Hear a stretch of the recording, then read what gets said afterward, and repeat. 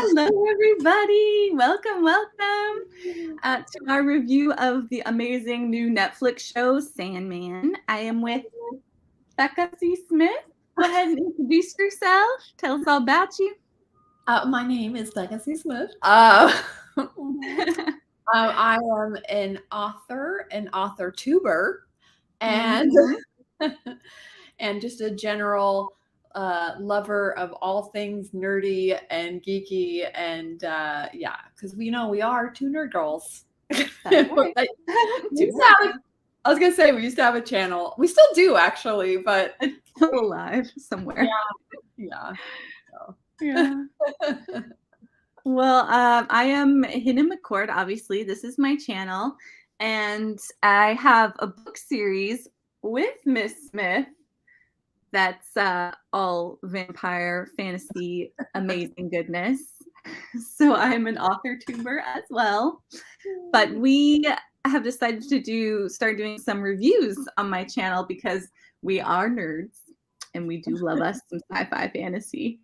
So I was gonna say we do. We love to gush on, and we always do it with each other. So we thought we would share. Welcome. You guys are now a part of it. And Miss Smith is wearing a universe. If you can see the sparkles. I know it's so dark. I'm wearing a TARDIS. Yay! And a little spaceship necklace, if you can see, with a heart in it. So we are all futuristic, time and space, ready to review Sandman. So instead of stars, my spirit animal is a cat and a turtle, so a turtle cat. So we're going to rate it on 1 out of 10 turtle cats. What were we saying? You're gonna actually have to make the icon for future videos so we can see this. Yeah, so we can see it and put it up. I'm sure someone's already drawn a turtle cat. Probably. It's out there. My kindred spirits. That's right. So let's hop in. How many turtle cats do you give Sandman? What'd you think about it?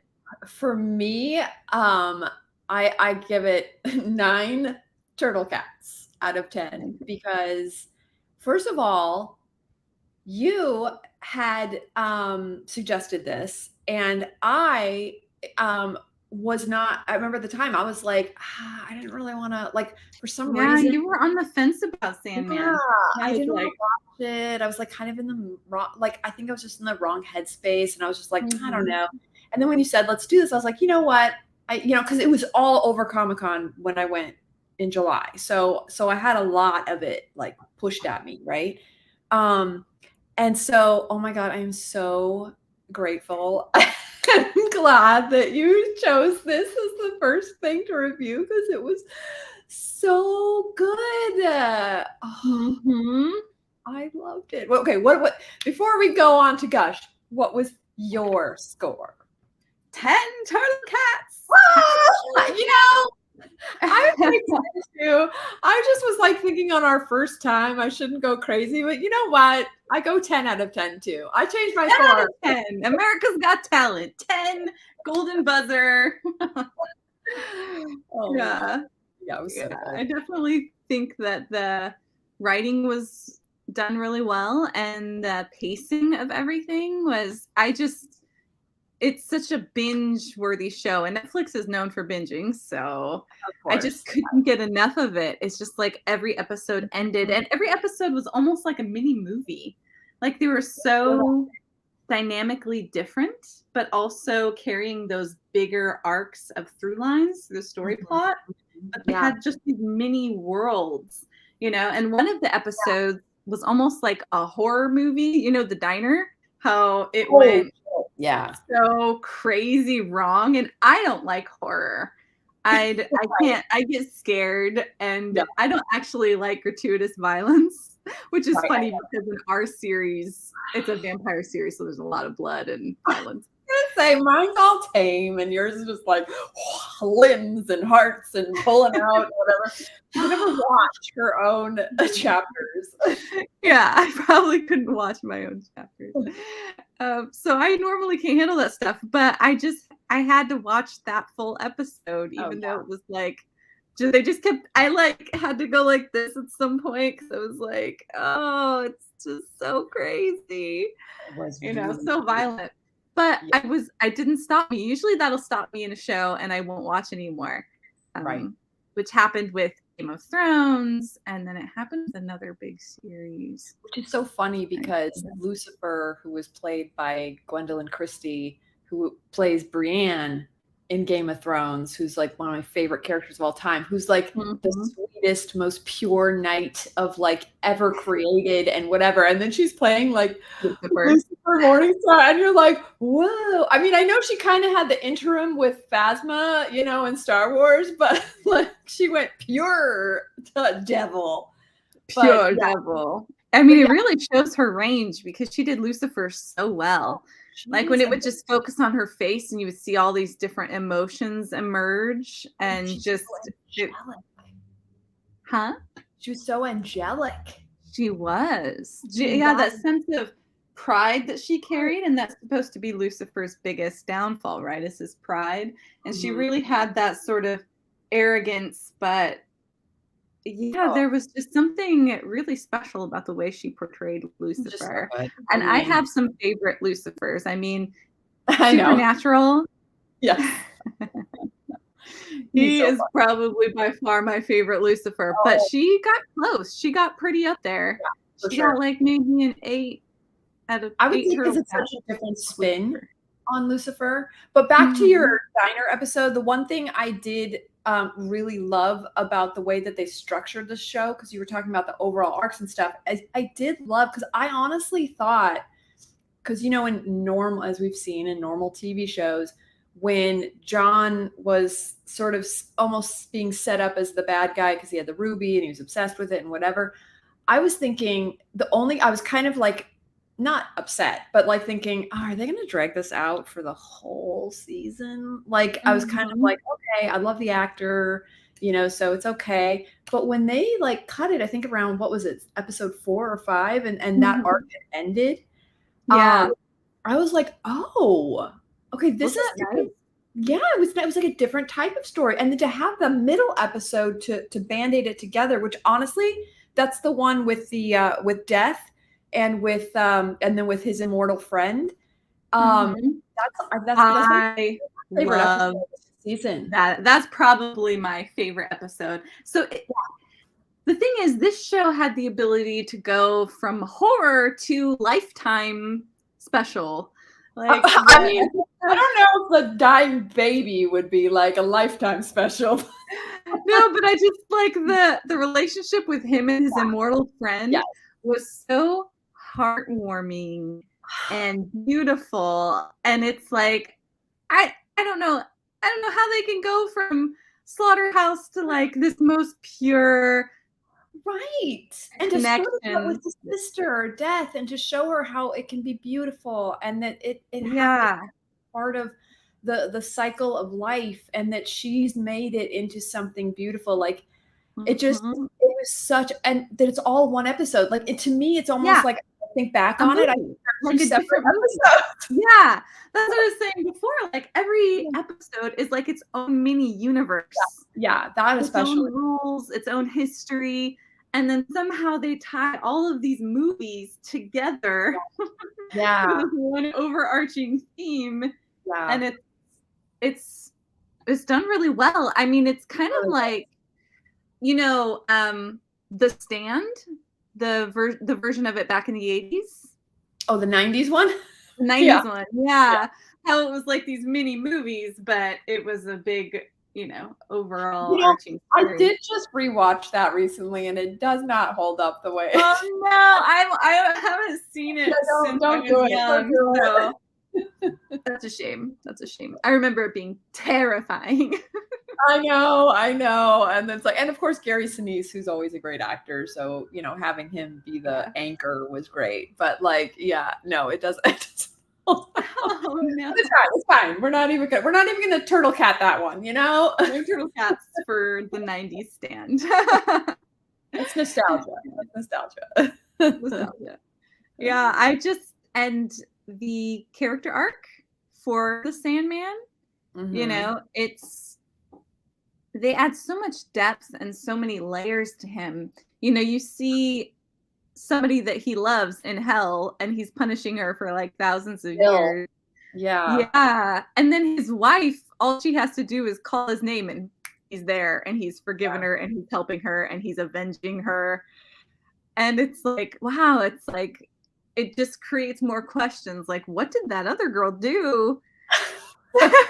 He's like, yes, I still love you. Yes.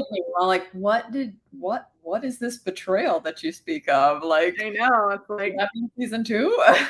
I know. I'm hoping. And will this new version of him forgive her? Because he has that character turnaround where he brings back that one light nightmare and gives her wings. And I was so upset when he took her to darkness. Yeah. Oh man, I was like, you asshole. Yeah, I like really liked him, and then he has a dick phase where I'm like, dude, and then he comes back around. I'm like, okay, but he does have like that, almost like that teenager phase where he's just an ass. Because it's who he's been for thousands and thousands of years. Yeah, I like that. It would be hard to change. And then I think what I loved about that Immortal episode was that was really the first time we saw his change, because back 100 years ago or 130 years ago, he was like, we're not like, he was pissed that guy he's like, I'm never seeing you again. Like, how dare you talk to me like this, you worm, you ant. And the guy's like, come on, dude. And then the loyalty where he buys spray paints on their new location, and he literally buys one so that he can sit and be there every day waiting for 30 years. Oh my god. And then when Morpheus came in and he instantly called him his friend. Make friends wait or something. I was like, don't go breaking my heart. Yeah, no, that was. Even though I loved all the episodes, that one in particular, that was really probably my favorite. It really resonated. 10 out of 10 TurtleCats. Kind of a 10 out of 10 for sure. Because it was kind of a one-off, even more so. It was. But it showed, I mean, it was just the whole thing about death and immortality. And one of my favorite moments in that episode is when he meets up with the guy and the guy's just destitute. He almost gets hauled out of the coffee shop. I know. Some homeless vagabond. And he's like, do you wish for death now? And he's like, are you crazy? And you think he's going to say, of course I wish for death. This is horrible. But he's like, I have so much to live for. He's so funny. I was so shocked. I was like, what? And it just made me endeared that character to me so much. Like, this guy just loves life, man. Yeah. He was not lying. Yeah. He's like, are you crazy? He's like homeless.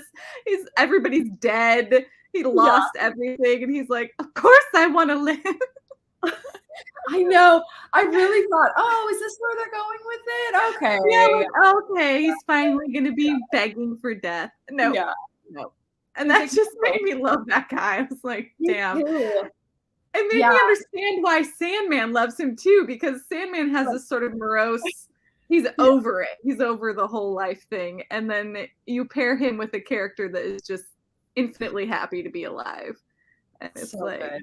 Yeah, two good bedfellows. Like, it's just a nice match.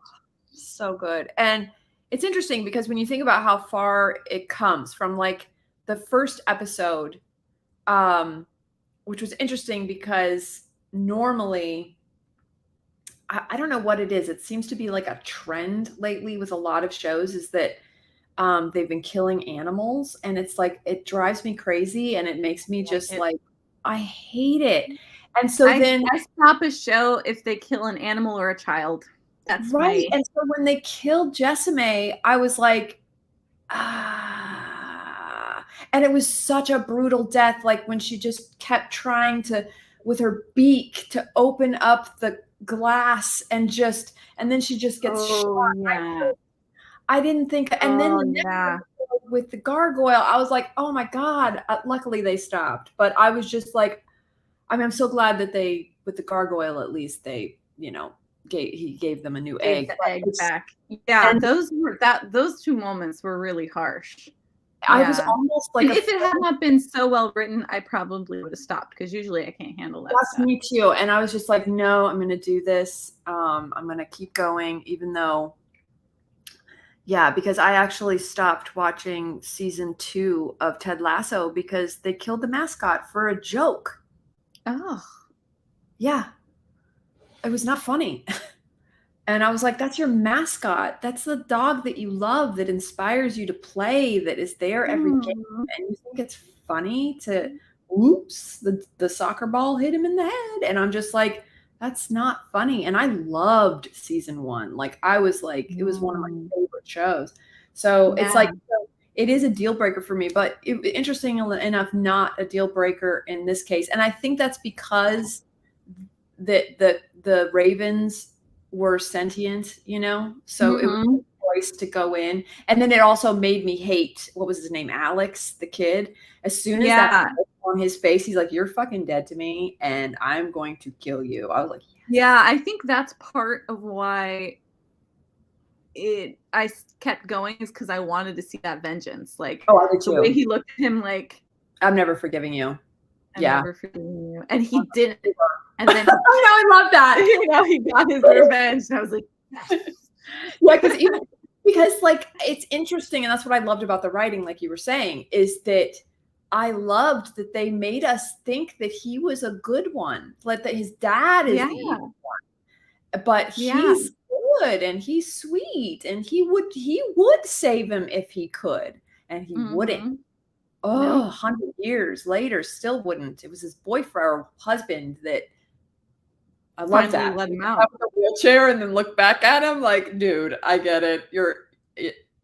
Get out. I know, he was even dying and he still wasn't going to release him. He just like wheeled me away. Yeah. I was just like, oh, dude, I hope you suffer. I know. I hope you suffer. Yeah. Yeah, so that was interesting because, like I said, like you were saying too, it's usually a deal breaker for me, but it was done so well and done in a way that felt motivated. I think that's the problem where it happens in a lot of shows where they're killing animals and it doesn't feel motivated. It just feels like a cheap trick to try and get tears or whatever they're trying to get.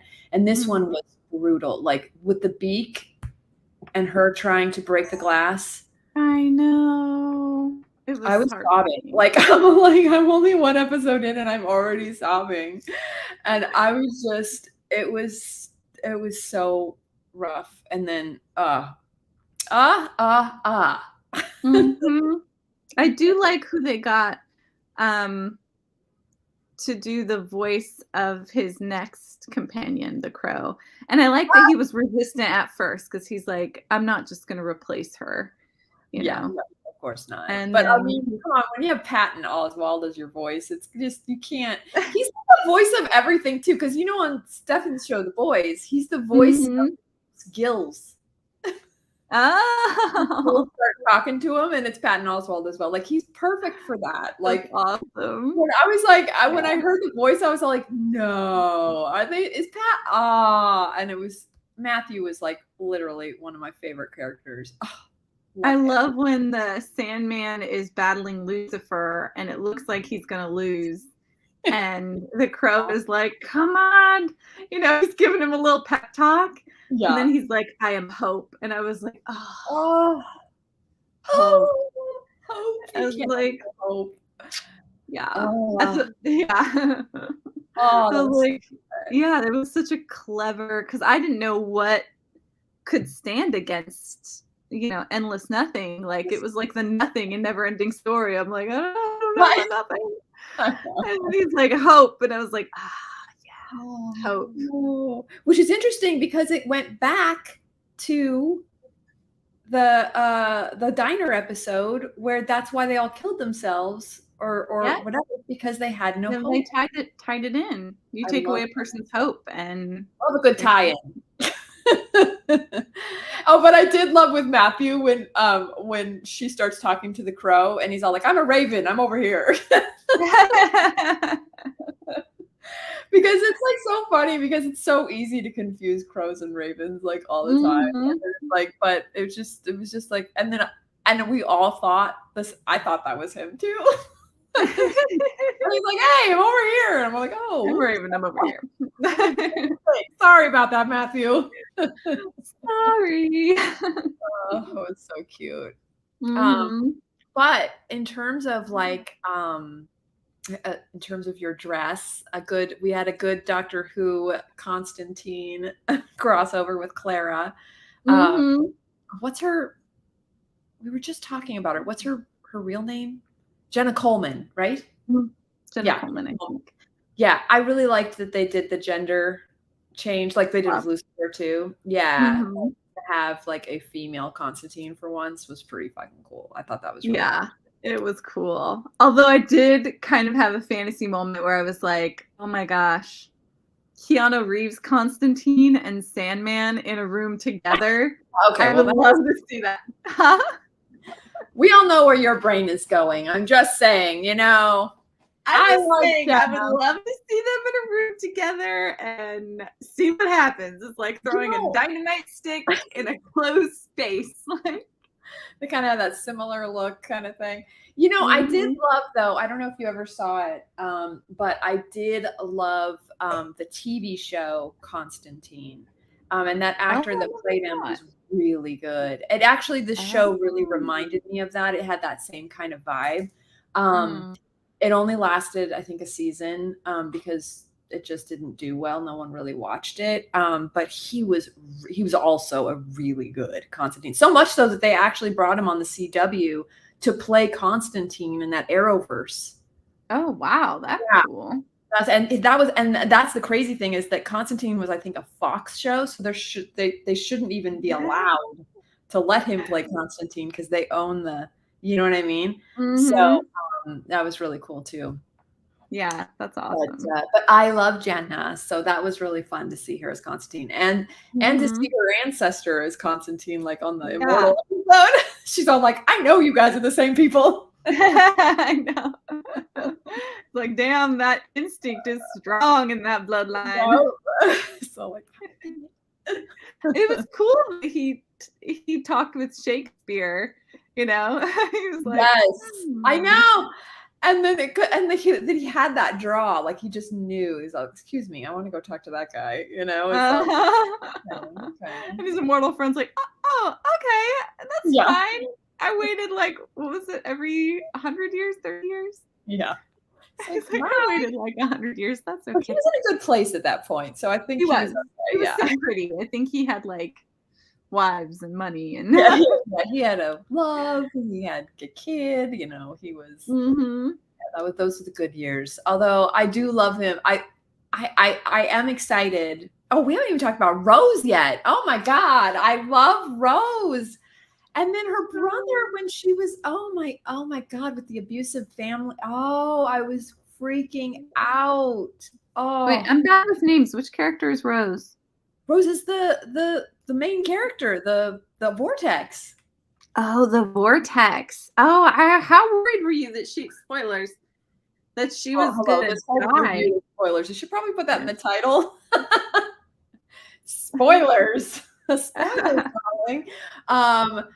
Yeah, and no, Rose was one of my favorite characters for sure. I did love, obviously, her grandmother, Unity, and how she realized that she was the original Vortex, and that was such a beautiful scene. Oh God, that was such a Gilbert's scene when he finally became the place was such a beautiful scene. That was beautiful. the green.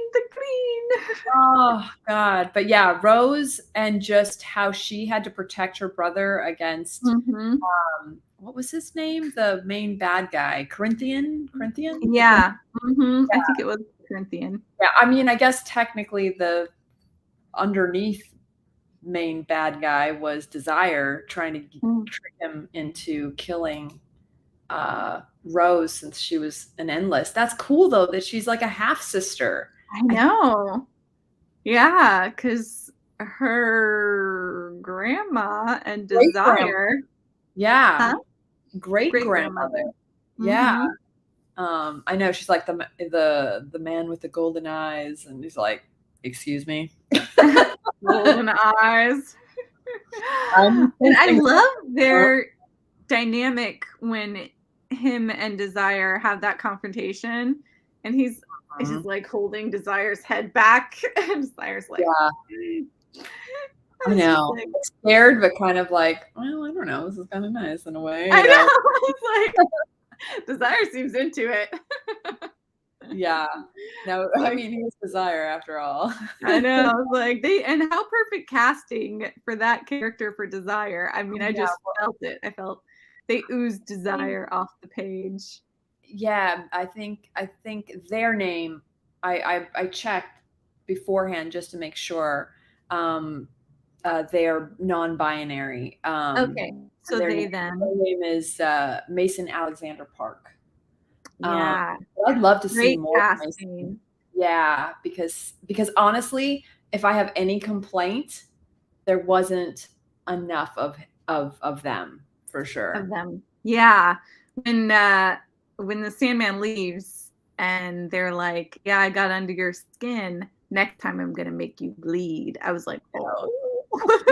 See that? I was like, why does Desire hate Dream? Like, I'm kind of like, I want to know that Lucifer hate Dream so much. Like, what did Dream do over these years? I'm telling you. I don't know. To be so hated.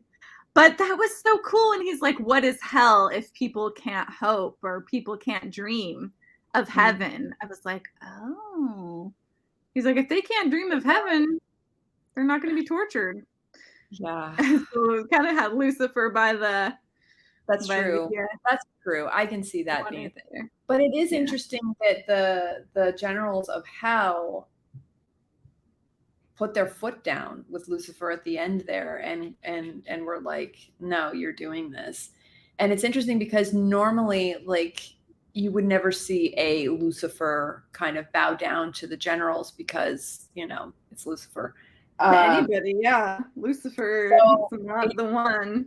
I kind of liked it. Yeah, because you could tell there was calculation there, and like, yeah, like she's kind of like, well, your interests and my interests align. So, yeah, and like she's like, well, if they really want this, there has to be, like, I don't know. It's just like she just does such a good job. She does such a good job of conveying with her eyes, you know, where she's just, yeah, you can tell.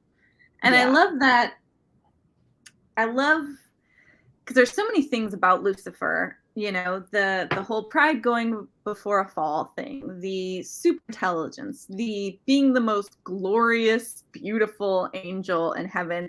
So it's like you got to take these things into account when you're acting that character. And I feel like she does such a good job of having that arrogance, but that angelicness, and like, oh yeah, you know, I felt like she was an angel. Like, you feel it.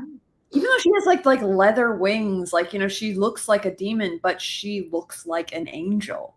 It was really good. And obviously you got to give kudos to the, you know, costume and makeup and, you know, and hair, like all of that contributed to that vibe of everyone. I mean, really. Yeah, the world building was great. And all of the so good. I was so in. Like, I was so in. And that's kind of like what we were talking about before. What I really loved about having that mini arc with John and having the Ruby and thinking it would be the whole season, right? But having that mini arc and then separating it with the death and mortality episode. Lighthearted. Yes. And then or just deep and lighthearted though. My God, it was like every level of that.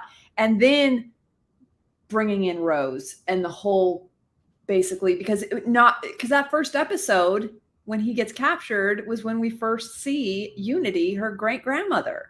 So it's like that whole tie. And now we're coming back to the consequences of his, capture. Imprisonment. Prison. Yeah. Capturedness is not a word. What do you mean? Capturedness. It's capturedness, I got you. We're writers. We make up words. I love that. So it was unique for me. But at the same time comforting because they did such a good job hitting all those beats, all those moments, all the beauty, just the spectacle of it.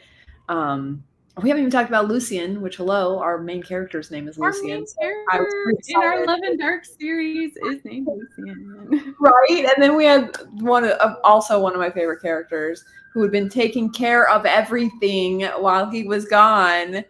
And I love, like you said in the beginning, he wasn't even that grateful. And then, I know. But then by the end, he's all like, "You mind taking over for a little while?" Since you've been running everything since I've been gone. That was really sweet. But yeah. I love that they had him change at the end, and that the vortex was part of that, because seeing the sacrifice of the great grandmother, and even the vortex herself, when he's like, "Listen, everything is going to be torn apart," and she's like, "Okay, do it." Like, she's willing to give her life for everybody else. And so that sacrifice, and then her great grandmother comes and takes the bullet. It's like, oh God, I was bawling on that one. I bawled on that. I bawled on when Gilbert turned into the land, because that was cool. I bawled on the Raven, Jessame or whatever. When there were like several places where I was bawling. It was so beautiful. It really was. And it's just so surprising to me that it's on Netflix. Well, they've been doing a good job. I mean, this most recent season although I like all the seasons, but particularly this last season of Stranger Things was insane. Like that was movie level. Well, what the? Oh, holy! They're stepping up their game in Netflix. Damn. Yeah, and then Sandman comes out. I'm like, okay, we're playing here. We're coming out to play. It's like, why pay going to the movies when you can just. I felt like we watched a 10-hour movie. It was great. Me too. Yeah, it was great. And I was able to eat my own food and not have to bathroom. Yeah, it's epic. Yeah, no. So good. So good. Major All right, well, we give it 10 out of 10 TurtleCats. We are at the half hour, so we're gonna close this review. But if you haven't watched Sandman, obviously watch it. We recommend it. Great casting, great characters, great story arcs. Good show. All of it. Yeah. And check out Becca on her channel. Yay! And our books. If you like vampires and angels, and we got it all in ours too. It's in that same vein of like Sandman, really, because it's just and that should be in your description, right? You've got the link. You have the link to our books in the description. I will put it. Yay! To our Love and Dark series, which has all sorts of fantastical elements that if you like Sandman, you'll like it. That too. And actually, I was thinking about it too, is because we actually tie in like the Bible stuff as well, like as a lore, opposed to man. We have fun with it. We definitely have fun with it. Yeah, we do. We tie in a lot of actual history. Because Lucien the vampire is thousands of years old, so we pull in stuff from like the Han Dynasty and like Vikings and Moses. Like it is a fun ride. It is. So yay. All right, thank you all for joining us, and we will see you next time on our next review. Happy trails. Live long and prosper.